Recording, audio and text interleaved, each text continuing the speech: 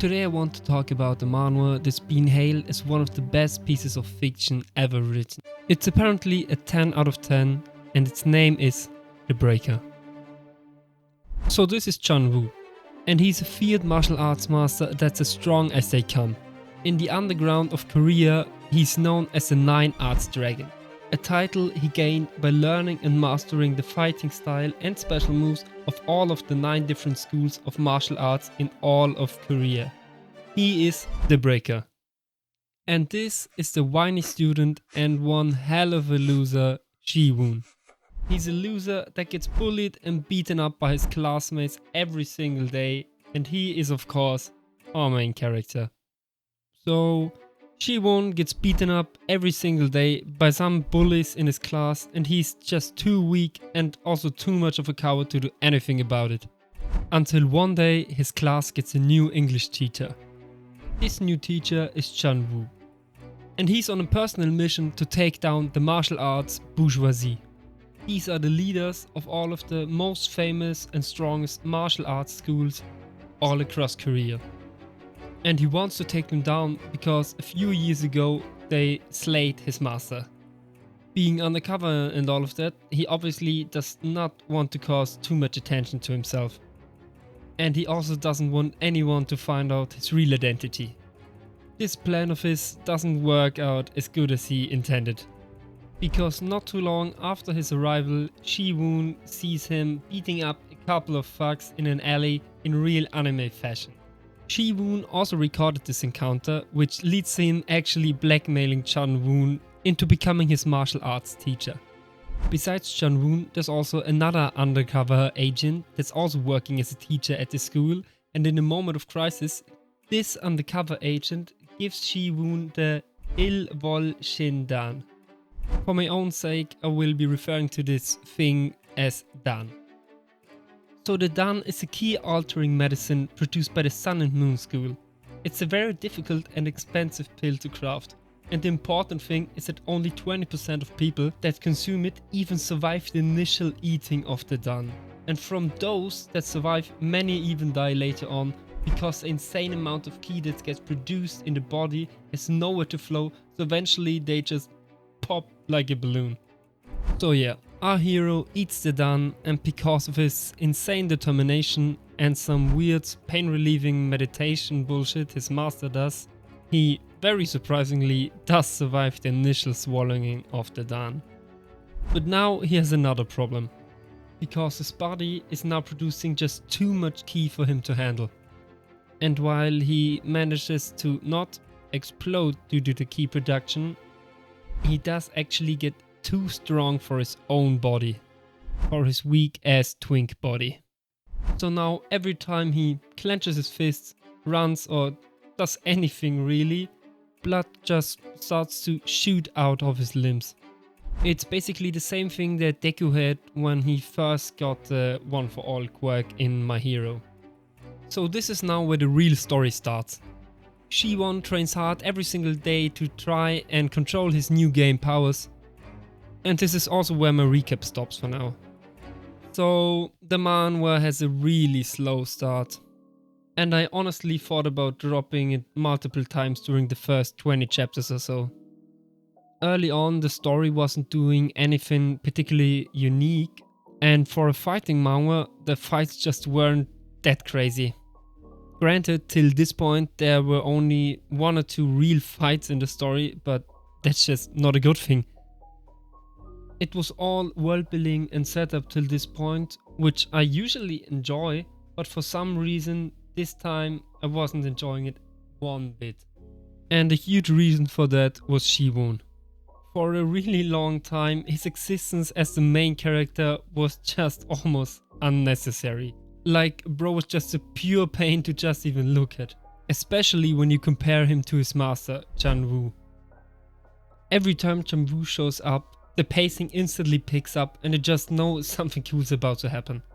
Whether it's a fight in an exploding skyscraper or just a classic 1B23, it's good every time, and just when you're starting to get into it, we switch back to Ji-woon's perspective and the whole story slows back down, and we continue watching him train or cry or sometimes even both.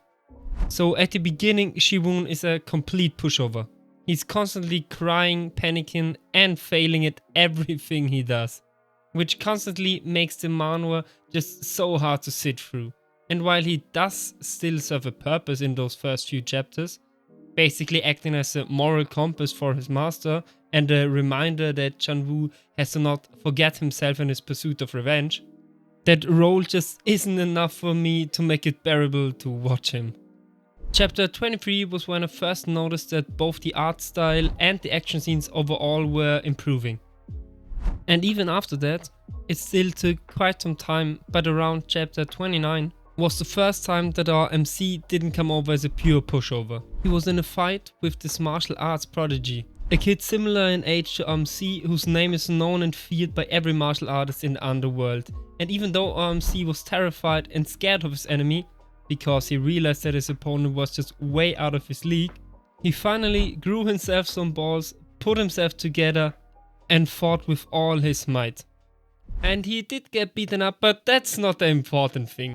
Because he stood back up, got his girl to safety, and just minutes after he got beaten up the first time, he went back to his enemy to get revenge, not wanting to go down without a proper fight.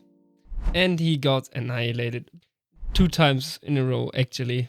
But that's also not important, because what matters is that he finally stopped being a bitch and refused to go down without a proper fight. And this was a good motivator for me to keep going.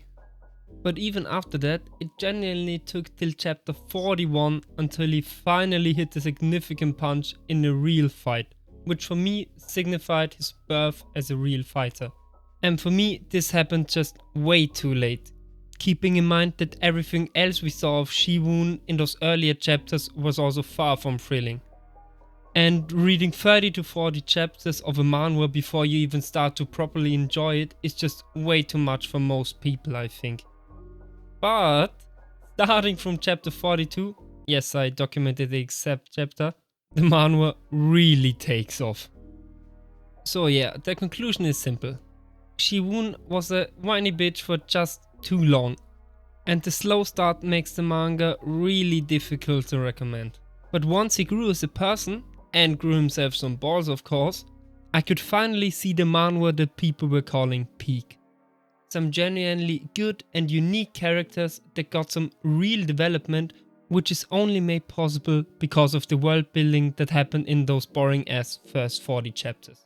So yeah, it was a necessary evil. A story about growth, grit and determination with some top tier character development and good world building through which the manhwa is able to create real heart-wrenching moments. And does a good job of making us hate the martial arts bourgeoisie, so it feels real good when one of them gets their ass whooped. And I couldn't believe it, but towards the end of the story, Shiwon really grew close to my heart. And I enjoyed it so much seeing him grow not only as a martial artist, but also as a person. From a whiny pussy to someone that stands up to protect what's important to him and would rather die trying than not trying at all. Towards the end of the story, about chapter 60 is where the story shines the most. Actual peak story. Insane character development that hits you right in the feels. Like the author was straight up smoking crack while drawing that rooftop showdown. I was actually very confused when I first started reading the manhwa, because I heard it's the best fighting manhwa of all time, but once I saw the first chapter I thought I had the wrong tab open, because it looks just like a manga. Its formatting and style is really similar to mangas, but it's considered a manhwa because it was written by a Korean author and it also originated in South Korea. But now let's take a look at the art style, and to be honest, it starts out pretty whack. And I think that because it's the art style that your parents think that every manga looks like. This old school sketchy art is just not for me. But that's excusable because the manga was released in 2007, so it looks old because it is old. And I took a look at some other manhwa that were released in 2007 and they kinda look similar, so I guess I can't hate. So yeah, the art style isn't for me, and the break is also a subject of a very serious problem that a lot of manga have, and that is the over-sexualization of women. Especially at the start of the story, most of the manhwa takes place at the school, where we see lots of different schoolgirls and female teacher, and every single one of those characters is drawn like a typical hentai character. And there is just so much unnecessary fanservice in those early chapters. Girls rip their own clothes off, and you get under the skirt shots on the regular. The manga is riddled with unnecessary fanservice that's just there for the sake of it. This does get better during the course of the manhwa, but I think that's mostly due to there being less female characters than at the beginning. Okay, so let's get to the conclusion. I do have to say that at the start I was very disappointed with this manhwa. I heard that it's a 10 out of 10 and no other fighting manga or manhwa came even close to it. But that's not what I think. I don't think that the special moves were all too creative, and the story is also pretty standard at the beginning.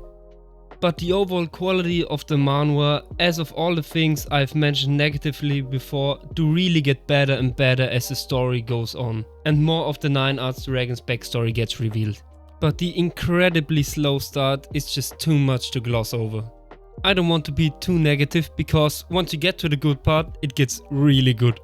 I've only read part 1 until now, but just for what happens at the end of part 1, reading the slow start was so worth it.